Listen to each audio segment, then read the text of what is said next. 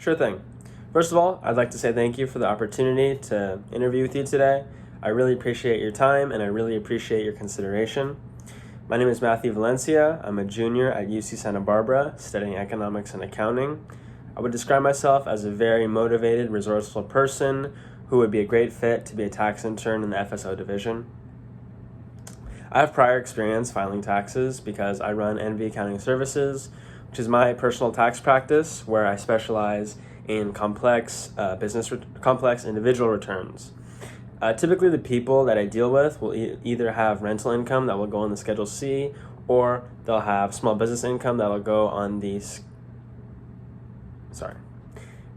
I'll deal with people who have rental income that will go on the Schedule E, or small business income that will go on the Schedule C.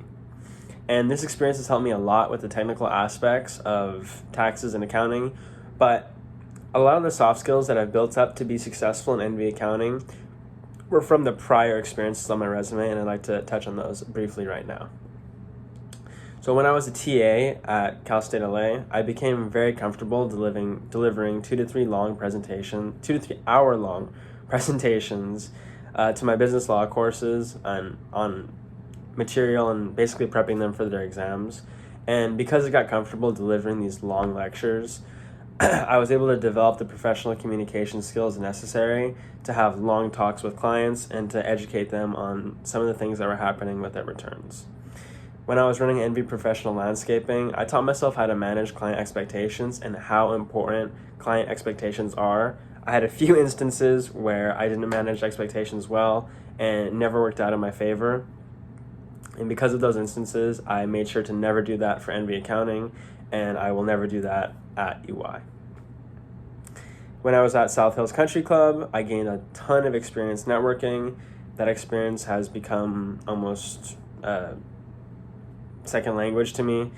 It helps me when I'm at Meet the Firms. It helped me when I was at the breakfast social that EY held. And it's something that I'll carry with me wherever I go. I think with accounting, there will always be the human aspect, especially when we're dealing with clients at the higher level. And I think because I have those skills, I'll have a successful, long career in public accounting. If you'd like to get in depth about anything else on my resume, I'd be more than happy to answer any questions, but that's a little bit about me. Originally, I wanted to do real estate. After high school, I got my real estate license, and I was pretty set on that. I knew that I could be a deal maker. I knew that I was pretty analytical, and I could understand the real estate markets really well. At that time, I had watched a lot of YouTube videos about it, and so I felt pretty confident that was where I wanted to go. But as I got into real estate offices, and as I saw what the day-to-days look like for real estate agents in my area, I realized that it was a lot more about becoming the mayor and shaking hands rather than doing some deep analytical thinking. And not to say that I'm not a people person, I definitely am, but I tend to view myself more as an analytical person. And I realized that real estate wouldn't be as good for me, and that was when I moved into accounting. And so far I found that that's a lot more analytical and a lot more my alley. Great question. I was really left with a good impression of EY after I had Caitlin Ware review my resume during an accounting society meeting over the summer. She spoke very highly of the firm, and we connected. She also mentioned that I'd be a really strong candidate if I applied. And so after the event, I felt really welcome and felt like I'd fit in with the EY culture, and that was when I decided to apply. I'm glad I did because now I'm here being interviewed. But it was really the impact that she made on me with the firm that caused me to apply. My biggest strength. Okay. Well, my biggest strength is definitely my technical background.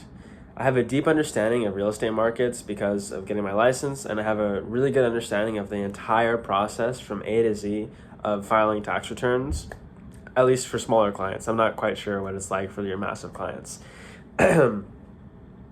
But along with that, I know what it's like to go through the client due diligence. I have a good understanding of everything that goes into filing a return, especially with meeting the client, especially with getting them under an engagement.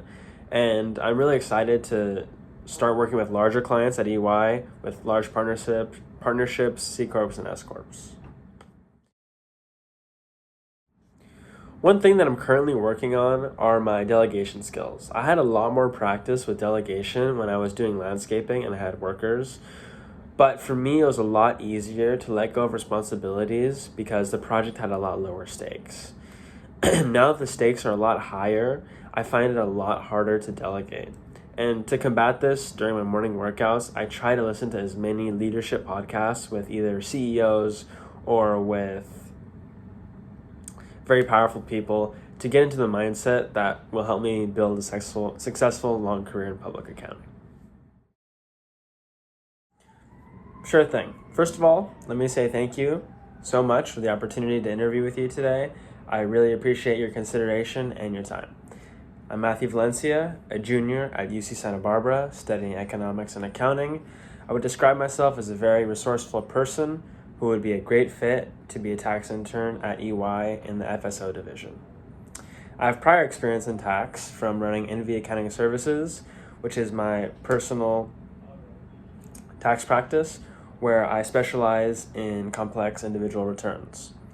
Typically, the people that I deal with have either a small business that would go on the Schedule C or rental income that would go on the Schedule E. And this experience has helped me a lot with the technical work, but the soft skills that I've built up over time come mostly from the other experiences on my resume that I'd like to briefly go over with you now. For example, I became comfortable presenting 2-3 hour long presentations while I was a TA at Cal State LA. And this helped me with NV accounting, and I think will translate to a role at EY because I built up the professional communication skills to be able to educate clients and to hold my own with longer calls with clients.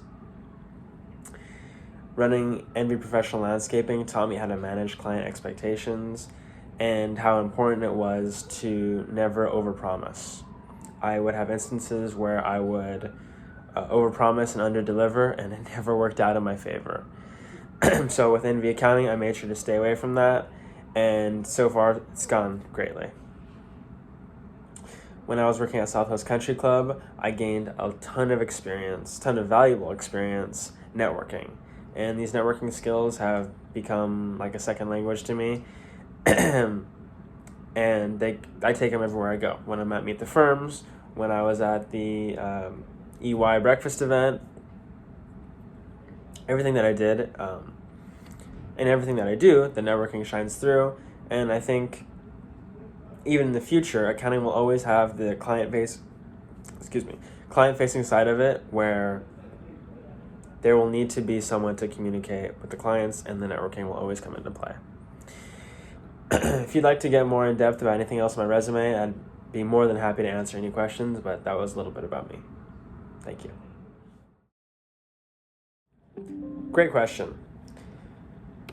Originally, I didn't want to do accounting. Originally, I wanted to do real estate. From what I heard, it was pretty lucrative, and it would be an analytical business that I could really get behind. So because of that, I decided to get my real estate license right when I turned 18. So after I graduated, I turned 18 and I got my license. And then I started going to brokerages to start working. And I realized that it was a lot more about being the mayor and shaking hands and not about being super analytical. And that kind of turned me off to it. And at that point, that was where I found accounting. And then when I got into accounting, I found that it was possible to do Schedule E's, and that was like rental income, which requires an understanding of the operation of commercial real estate or income producing real estate, I should say, and that combined it with the tax, and doing rentals is my bread and butter, and that's why I wanted to do financial services. So that was why I chose accounting. Sure. I was really left with a good impression of EY after having Caitlin Ware review my resume during an Accounting Society event over the summer. She was in the audit division, and we connected. She liked my resume. She said that I would be a strong candidate for the job, And after talking with her, I felt like I'd be a good fit into the Ernst & Young culture, and that was why I decided to apply. And I'm glad I did, because now I have the opportunity to be interviewed with you, and I'm grateful for that. My biggest strength is definitely my technical background. I have a deep understanding of what it takes to file complex individual returns, especially when it comes to rental income. This is why I thought I'd be a great candidate for the FSO division. I'm also excited to have the opportunity to work with large partnerships, C Corps, and S Corps. But overall, I think my experience filing complex returns makes me stand out and has prepped me for a successful tax internship at EY. One thing that I'm currently working on are my delegation skills. I had a lot more practice with delegation when I was doing landscaping, but for me personally, it was much easier to let go of project responsibilities when the projects had lower stakes. Now that the stakes are higher, I find it much harder to delegate. And to combat this, during my morning workouts, I listen to leadership podcasts with CEOs or with other influential leaders to try and get into the mindset that will help me build a long and successful career in public accounting. When I started out on the rowing team, the coaches asked for one of us to step up and do the dynamic warm-up by ourselves. And we all kind of looked at each other and like we were deer in headlights. And after a few seconds, I stepped forward and told my teammates that I would be the one to lead the warm-up. I really wasn't sure what I was doing, and I just pieced together the warm-up from what I remembered. But it went well, and I got through it. But most importantly, my coaches were impressed with how I performed after being thrown into the deep end. And I guess what I'm trying to say is that in team environments, the main thing that I contribute is leadership.